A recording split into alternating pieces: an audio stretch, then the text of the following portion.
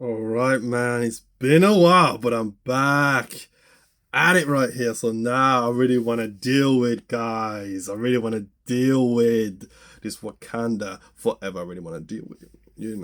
I really, so now, again, just recently seen the movie and stuff. And again, I really want to give you my impression of it. I really want to break it down, but I don't want to go too much into any spoiler related things. I'm trying to keep the spoilers to a minimum, but I really want to just deal with this, try and keep spoilers to a minimum. So really, so let's start. So to start off with this, right here. So now first impressions. So the first impressions again, you know, it was good to be back in Wakanda. You know what I'm saying? It was good to be back in Wakanda, you know what I'm saying? It was good to be back in Wakanda. It was great to see it. I mean, that was one of the main takeaways, was just being back in Wakanda. It was just good to be back. And that's really, that's really the main takeaway from it. Was that was the the positive note for me, was just being back in Wakanda, you know, and really, really,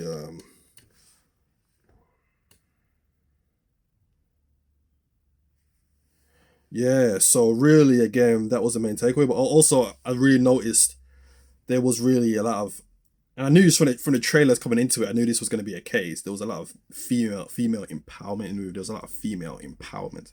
You know what I mean? Strong female characters. And I felt like there was still, we still had some strong male presence dealing with, and Barker was still in there doing his thing and things of that nature. But there was this strong female presence that was still present with Dora Milaje in the first film, but I feel like it was a stronger female presence in this film, dealing with Shuri and other things that we're also going to touch on as well. So yeah.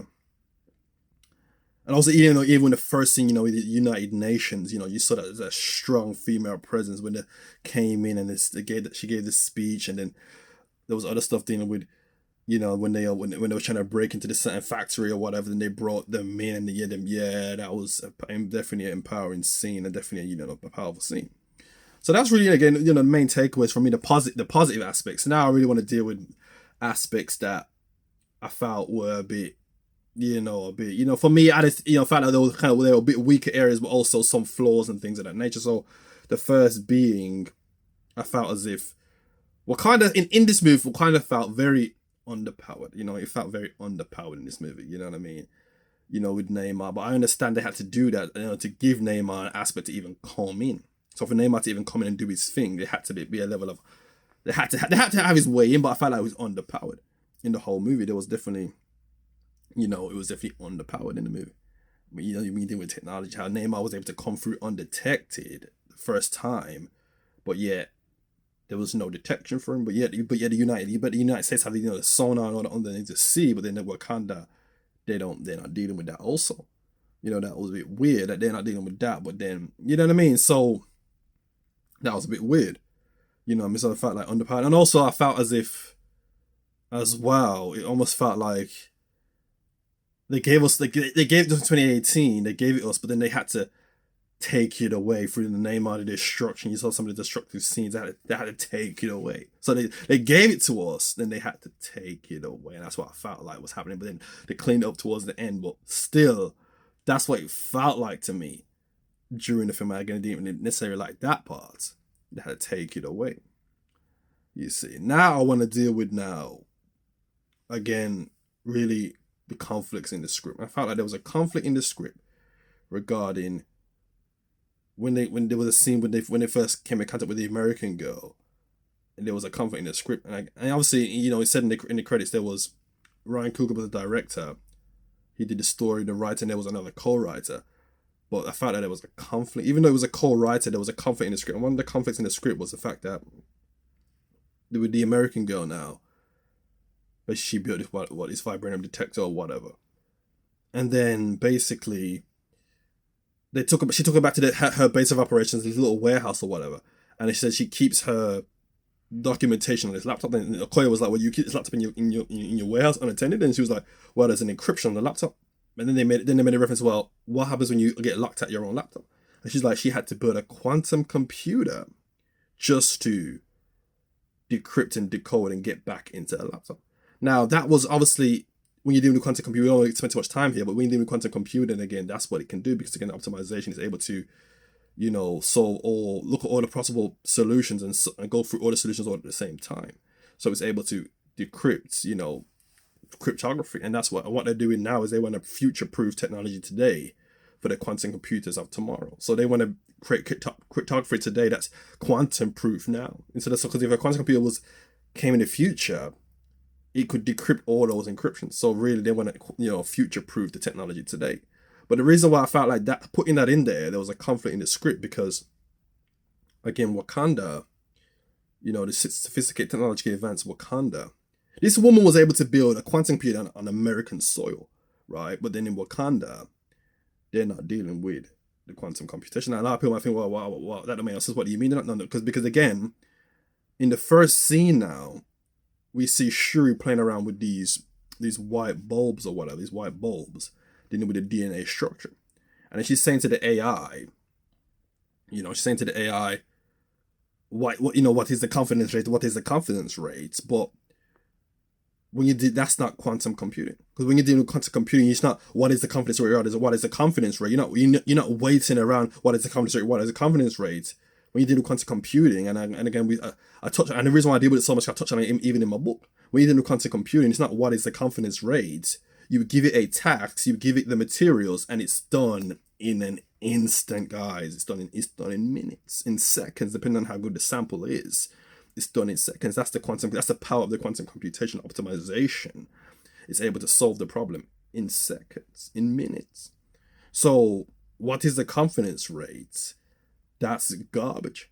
Because if you're dealing with quantum computing and the AI system that they were dealing with, so they had a nice little UI, little front end UI with the whole holographic screens and all of that, but the actual what was crunching the numbers, that was garbage computing. That was classical computing, because there is no what is the confidence rate. There is no asking it what is it does it in seconds. You give it the problem and it solves it in seconds. So the problem is, again, they want the synthetic heart-shaped herb, which again we knew they was going to do this. We knew that was the angle. We knew this. We knew that was coming. I spoke about it in my Black Panther 2. When I spoke about possible ideas, we knew that was coming, right? But there is no. But I understand why they had to do it, and for the direction, as far as they had to delay it to give the suspense for the film, but really that's not quantum computing. So I feel that was a conflict in the script. Because how is it you got this American girl building quantum computing in American soil, but Wakanda's supposed to be more advanced, but then they're not dealing with quantum computing? Because if there was, the heart-shaped herb getting the synthetic herb would have been in seconds, minutes, optimization, quantum computing. So again, that was a conflict in the scripts. But then again, there was two writers, but even if the two writers are working together, how can there be such a major conflict in the script like that? So I don't know, it just seems, something that didn't seem right there. You know what I mean?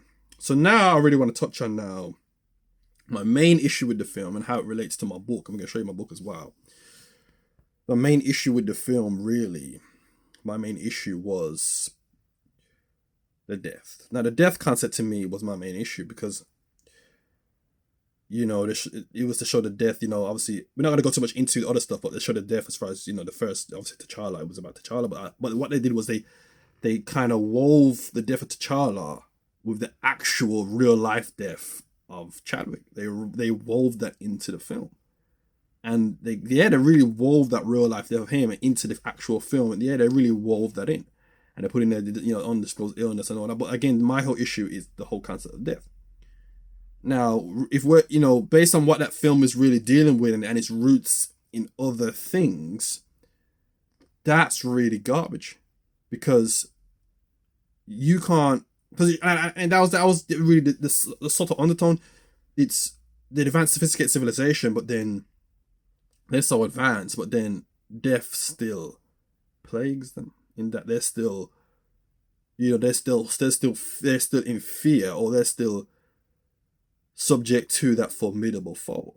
And in my book, there's a line. Well, there's not a whole line. There's a whole scene where we talk about he who reckons all. He who submits the mightiest of men, he who makes dim the brightest of stars, has no power over you. He has no power over your heart. That's what I say in my book, right?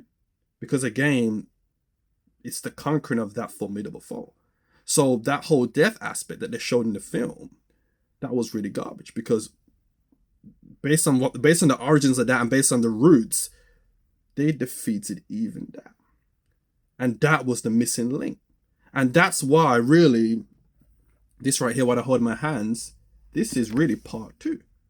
You know, Wakanda was really, and I said it in the first, I said it in 2018. I said it's only half, but I didn't know at the time. I knew it was only half based on other stuff dealing with, you know, pyramids and stuff like that. But I said it was only half because of that. But really, I understand now it was only half because of what's really I have produced here. It was only half. What they gave us there was only half, guys. What I hold in my hands is the other half. This is the half. Again, look at the thickness of it. Let's look at the thickness. You know what I'm saying? Just look at the thickness, guys. It was only half. That really was only half. Because again, the concept of death and them running around and oh no and all this, no, because they conquered even that. You know what I mean? And that and but the conquering of that went beyond the idea of, because you know, cause the way they dealt with it, you know, it was almost like mortal men with kind of superhuman powers, but really it was gods. It was gods. They went beyond mortality. And again, this again really is the missing link of Donnie. You know, this is the other half, because again, the whole idea of death and them running around and oh no, that's garbage. You know, they went beyond even that. And so this right here, guys, is the missing link. So we don't need a Black Panther 3, Black Panther 4, which right here. You know what I'm saying? 4, 5, 6, whatever. It's right here. I've done it. So again, you know, it was good to see. It was good to be back in Wakanda. You know what I'm saying? It was good to be back in Wakanda. It was good to see it. And there was some good aspects to it.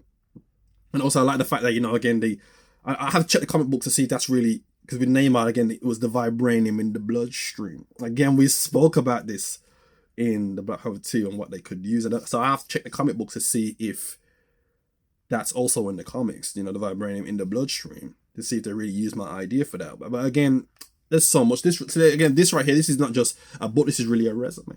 This is really a resume to show those guys that really, I've got it too. You know, I can do it too. You know what I'm saying? But whether I can do it with them or whatever, or I do it for myself and start producing it on my own accord, it's whatever, but still I've got it too. So again, man, that's a quick one right here, guys. So again, hope you enjoyed the video. Hope you took good information. All right, people. Thanks for watching.